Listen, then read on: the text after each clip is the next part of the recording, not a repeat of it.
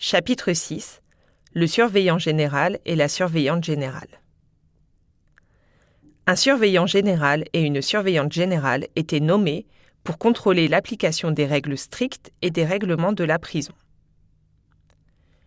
Jusqu'en 1851, ces rôles étaient pourvus par un couple marié, un mari et une femme, qui vivaient ici avec leur famille, dans un ensemble de pièces au-dessus de l'entrée de la prison. Le rez-de-chaussée abritait le bureau du surveillant général, une salle de visite, une salle de réception, un entrepôt et le logement du gardien. À l'étage supérieur se trouvait l'appartement du surveillant général, qui comprenait 2 chambres, une cuisine et un salon. Cela devait être un environnement étrange et difficile où élever une famille, avec un foyer construit entre les hauts murs de la prison. 2 fenêtres donnaient directement sur la cour de la crèche de la prison.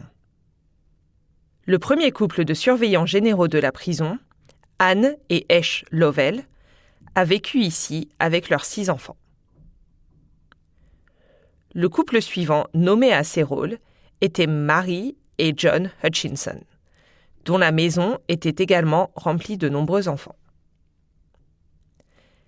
Avec 19 ans passés à Cascade, les Hutchinson furent les surveillants généraux qui passèrent la plus longue période à être en charge des prisonnières.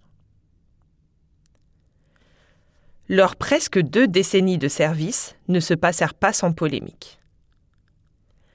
Le lieutenant-gouverneur Arthur trouva que la prison était dans un état inadéquat lors d'une visite surprise. Et John Hutchinson était régulièrement critiqué par ses supérieurs pour sa mauvaise gestion.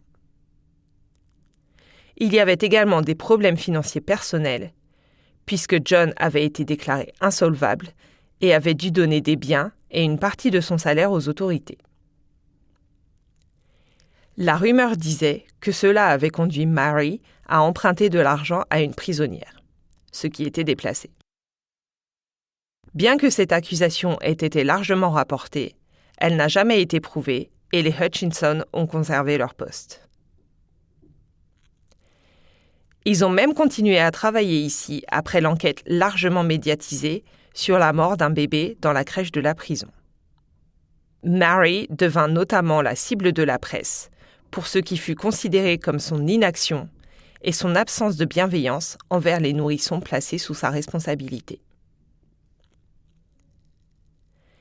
Mary, elle-même, a eu 8 enfants pendant qu'elle travaillait à la prison pour femmes. Elle et John en ont eu 12 au total, dont 6 sont morts avant l'âge adulte. On pourrait dire que les conditions sombres et éprouvantes de la prison affectaient tout le monde à l'intérieur de ces murs.